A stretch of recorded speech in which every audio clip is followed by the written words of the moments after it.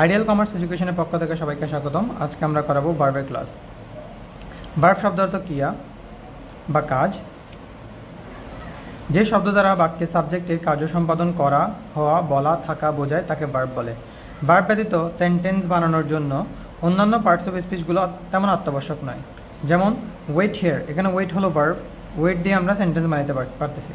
যেমন গো, গো যদি শুধু বলি গো, তার মানে হচ্ছে যে চলে যেতে বোঝাচ্ছি, দ্যাটস মিন এটাও একটা সেন্টেন্স হবে। শুধু ভার্ব দিয়েও সেন্টেন্স বানানো যায়, কিন্তু সেন্টেন্স ভার্ব ছাড়া সেন্টেন্স বানানো যাবে না।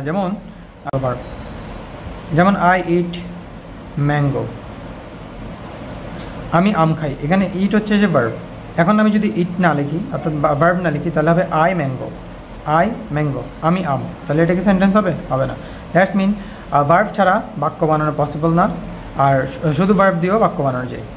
তো ভার্ব প্রধানত দুই প্রকার, একটা হচ্ছে ফাইনিট ভার্ব, একটা হচ্ছে non finite verb. Finite verb তিন প্রকার: principal verb, main verb. Principal verb অথবা main verb, auxiliary verb. Auxiliary ভার্বকে আবার দুই ভাগে ভাগ করা হয়, একটা হচ্ছে প্রাইমারি অক্সিলারি ভার্ব, একটা হচ্ছে মডেল অক্সিলারি ভার্ব। অন্যদিকে নন ফাইনিট ভার্ব তিন প্রকার: ইনফিনিটিভ, জিরান্ড, পার্টিসিপল। সেক্ষেত্রে পার্টিসিপলকে আবার তিন ভাগে ভাগ করা হয়: present participle, past participle, perfect participle. তো আজকে আমরা ভার্বের প্রকারভেদগুলো দেখব।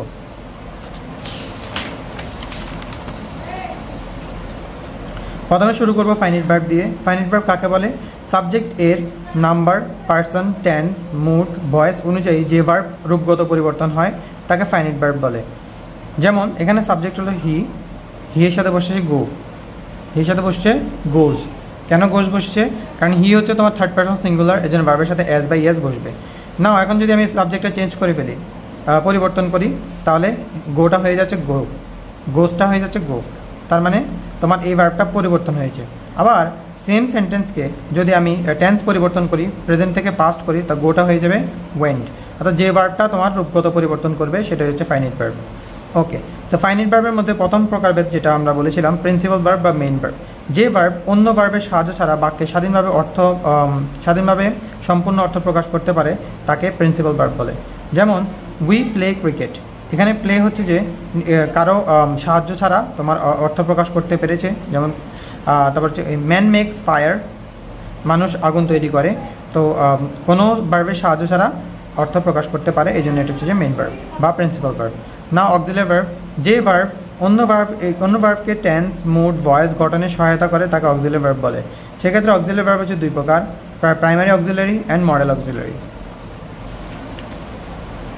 প্রাইমারি অক্সিলারি ভার্বগুলো হলো টু বি ভার্ব, যেমন am, is, are, was, were, be, being, been. To have verb, have, has, had. এখানে এম, ইজ, আর আমরা ইউজ করে থাকি প্রেজেন্ট টেন্সের জন্য। ওয়াজ, ওয়্যার আমরা ইউজ করি পাস্ট টেন্সের জন্য। হ্যাভ, হ্যাজ আমরা ইউজ করি প্রেজেন্ট টেন্সের জন্য।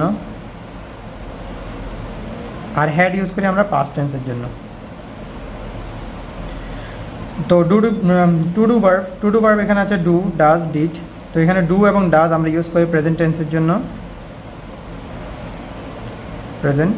আর ডিড ইউজ করি আমরা পাস্ট টেন্সের জন্য। ওকে, তো এগুলো হচ্ছে আমাদের প্রাইমারি অক্সিলারি। আর এগুলো হচ্ছে যে মডেল অক্সিলারি। মডেল অক্সিলারি হচ্ছে যে 13টি। মডেল অক্সিলারি ভার্বের পর সবসময় ভার্বের B1 মানে ভার্বের প্রেজেন্ট ফর্ম বসবে। তো ভার্বের B1, B2, B3 কি সেগুলো আমরা একটু পরে বোঝাচ্ছি। তো আপাতত B1 মানে হচ্ছে ভার্বের প্রেজেন্ট ফর্ম। মডেল অক্সিলারি ভার্বের পর সব সময় ভার্বের প্রেজেন্ট ফর্ম বসবে। এখন আমরা মডেল অক্সিলারি ভার্বগুলো দেখব। মডেল অক্সিলারি ভার্বগুলো হচ্ছে can, could, may, might, shall, should, will, would, must, dare, had better, had rather, need, ought to, would rather, would better, would rather, use to. যেমন এখন আমরা দেখব অক্সিলারি ভার্ব আমরা কেমনে use করি। যেমন I am playing in the field, এখানে এমটা হচ্ছে অক্সিলারি ভার্ব। এখানে বললাম যে আমি এম অক্সিলারি ভার্ব, রাইট। আর এখানে প্লে হচ্ছে যে প্লে হচ্ছে মেইন ভার্ব। তো এটা হচ্ছে যে ফাইনিট ভার্ব। হ্যাজ হচ্ছে এখানে অক্সিলারি ভার্ব, এটা হচ্ছে মেইন ভার্ব। উইল হচ্ছে মডেল অক্সিলারি ভার্ব, এটা হচ্ছে যে তারপরে B1 বসেছে, যেহেতু বলছিলাম মডেল অক্সিলারি ভার্বের পর B1 বসবে, বেস ফর্ম বসবে, প্রেজেন্ট ফর্ম বসবে, এই জন্য study, will study. Should modal verb B1, can modal verb B1, right. তো এই যে ভার্বগুলো আছে এগুলো হচ্ছে যে আমাদের auxiliary verb, am, has, will, should, can. তো এগুলো হচ্ছে তোমার প্রাইমারি অক্সিলারি, এগুলো হচ্ছে মডেল অক্সিলারি। ওকে, তো এখন আমরা আলোচনা করব নন ফাইনাইট ভার্ব। সাবজেক্টের নাম্বার, পার্সন, টেন্স, মুড এবং ভয়েস অনুযায়ী যে ভার্বের রূপগত পরিবর্তন হয় না তাকে নন ফাইনাইট ভার্ব বলে। যেমন he wants to meet me, এখানে টু মিট, মিট একটা ভার্ব, মিট একটা ভার্ব, যেমন দেখা করা, করা বলা হয়েছে জন্য ভার্ব, মিট একটা ভার্ব। তো ওয়ান্টসটাও ভার্ব, কিন্তু ওয়ান্টসটা হচ্ছে তোমার ফাইনাইট ভার্ব এবং টু মিট হচ্ছে নন ফাইনাইট ভার্ব। তা বলছে we saw a bird flying in the sky, তো এখানে ফ্লাইংটা একটা ভার্ব, ফ্লাই উড়া একটা ভার্ব, আর দেখা এটাও একটা ভার্ব। এটা হচ্ছে ফাইনাইট ভার্ব, এটা হচ্ছে নন ফাইনাইট ভার্ব। এখন যদি আমি এখানে ভার্বের সাবজেক্ট পরিবর্তন করি তাহলে এটা চেঞ্জ হবে, কিন্তু এটা চেঞ্জ হবে না, এই জন্য এগুলো হচ্ছে নন ফাইনাইট ভার্ব। নন ফাইনাইট ভার্ব এখন 3 প্রকার, একটু আগে আলোচনা করেছিলাম যে ইনফিনিটিভ, জিরান্ড, পার্টিসিপল। পার্টিসিপল আবার 3 প্রকার, প্রেজেন্ট পার্টিসিপল, পাস্ট পার্টিসিপল এবং পারফেক্ট পার্টিসিপল। এখন আমরা নন ফাইনাইট ভার্বের প্রকারগুলো আলোচনা করব। প্রথমে রয়েছে ইনফিনিটিভ।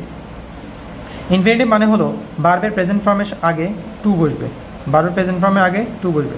যেমন he has come, she has come here to take it, to take it, to take, এখানে টেক হচ্ছে আমাদের ভার্বের B1 অর্থাৎ টেক হচ্ছে ভার্ব, তার আগে টু বসেছে, এই জন্য এটা ইনফিনিটিভ, যেটা হচ্ছে non finite verb. They will go to see a movie, না এখানে টু সি, সি হচ্ছে এখানে ভার্ব, তার আগে টু বসেছে, তার মানে এটা ইনফিনিটিভ, আর এটা হচ্ছে নন ফাইনাইট ভার্ব, এটা হচ্ছে ফাইনাইট ভার্ব। ওকে, নাও এখন আমরা আলোচনা করব জিরান্ড। জিরান্ড মানে হচ্ছে যে ভার্বের প্রেজেন্ট ফর্মের সাথে আইএনজি যুক্ত থাকবে এবং সেটা নাউনের কাজ করবে। ভার্বের প্রেজেন্ট ফর্মের সাথে আইএনজি যুক্ত থাকবে এবং সেটা নাউনের কাজ করবে। তো নাউনের কাজ করলে তো নাউন আমরা চিনব কীভাবে? আমরা সাধারণত জানি নাউন 2 জায়গায় বসতে পারে, একটা সেন্টেন্সে সাবজেক্টে এবং অবজেক্টে। তো সাবজেক্টে তো আমরা চিনি, সাবজেক্ট তো প্রথমে থাকে, কিন্তু অবজেক্ট মাঝে মাঝে আমরা চিনি না। তো অবজেক্ট চেনার জন্য আমাদের কী করতে হবে? ভার্বকে প্রশ্ন করতে হবে, কি এবং কাকে দিয়ে। কি এবং কাকে দিয়ে প্রশ্ন করলে যে উত্তর পাওয়া যাবে সেটাই অবজেক্ট। কি এবং কাকে দিয়ে যে প্রশ্ন করলে যে উত্তরটা পাওয়া যাবে সেটা হচ্ছে অবজেক্ট।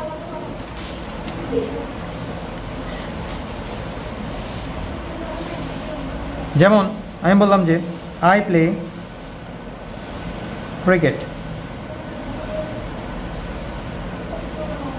আমি বললাম যে I play in the field. তো প্রথম বাক্যে আমি বলেছি যে আই প্লে ক্রিকেট,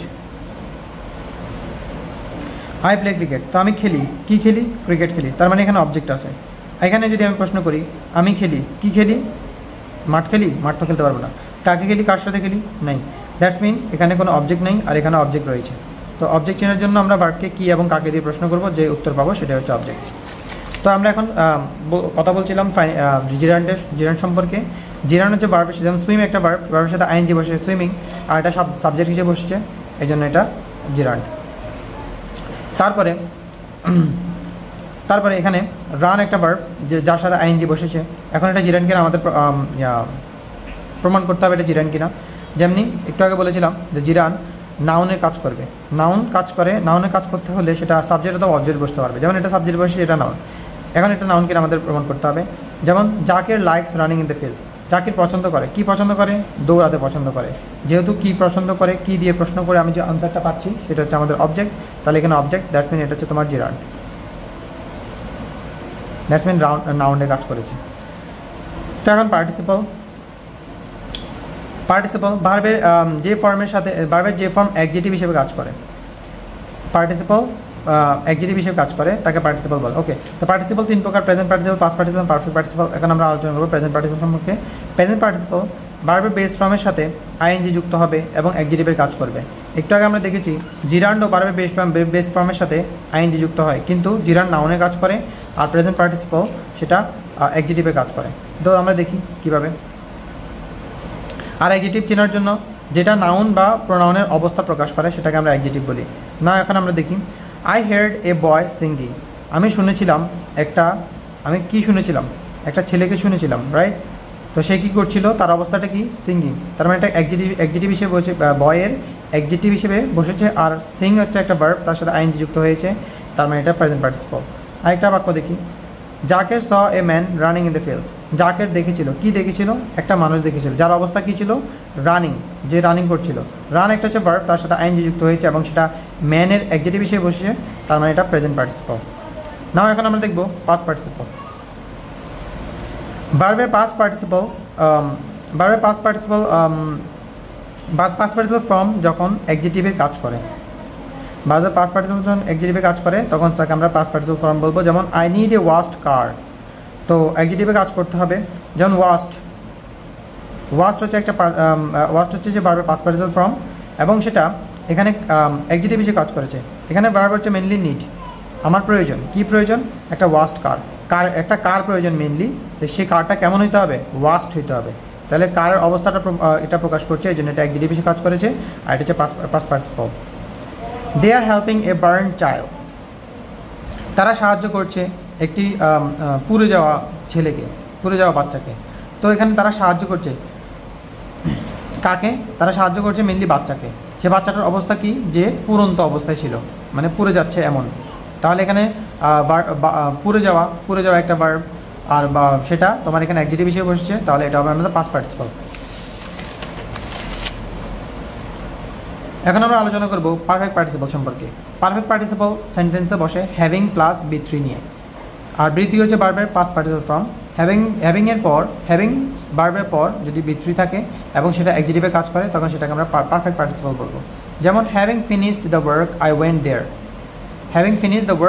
দেয়ার। তো এখানে ওয়ার্ক মানে কাজটি শেষ করার পর, কাজটি শেষ করে আমি সেখানে গিয়েছিলাম। তো আমি আগে কী করব? কাজটি শেষ করতে হবে। তো কাজের অবস্থাটা কি? কাজের অবস্থা এখানে প্রকাশ করে শেষ হওয়া। তো কোনো কিছুর অবস্থাকে আমরা কি বলবো? সাবজেক্ট, নাউন বা প্রোনাউনের অবস্থাকে আমরা বলবো অ্যাডজেক্টিভ। তো এখানে হ্যাভিং ফিনিশড এটা অ্যাডজেক্টিভ হিসেবে কাজ করেছে, এই জন্য এটা পারফেক্ট পার্টিসিপল। আরেকটা দেখি, হ্যাভিং রিটেন অ্যান আর্টিকেল, একটা আর্টিকেল লিখে দে সাবমিটেড ইট, তারা এটা সাবমিট করলো। তাহলে আর্টিকেলটা যে দিছে তার অবস্থাটা কি? রিটেন মানে লিখিত আর্টিকেল। তো এটা হচ্ছে আমাদের এখানে অ্যাডজেক্টিভ, তার মানে এটা হ্যাভিং প্লাস বি3 আছে, এই জন্য এটা হচ্ছে তোমার পারফেক্ট পার্টিসিপল। তো একটু আগে আমি বলেছিলাম যে বি1, বি2, বি3 এগুলো সম্পর্কে যারা জানি না তাদের জন্য একটু আলোচনা করতে হবে এই বিষয়গুলো। ওকে, আমরা একটু আলোচনা করার ট্রাই করি। বি1 যদি দেওয়া থাকে এটা মানে হলো ভার্বের প্রেজেন্ট ফর্ম, বি2 যদি দেওয়া থাকে এটা হচ্ছে ভার্বের পাস্ট ফর্ম, আর বি3 দেওয়া থাকলে এটা ভার্বের পাস্ট পার্টিসিপল ফর্ম। তো কীভাবে ভার্বের বি1, বি2, বি3 আমরা ডিফাইন করি সেগুলো আমরা এখন দেখব।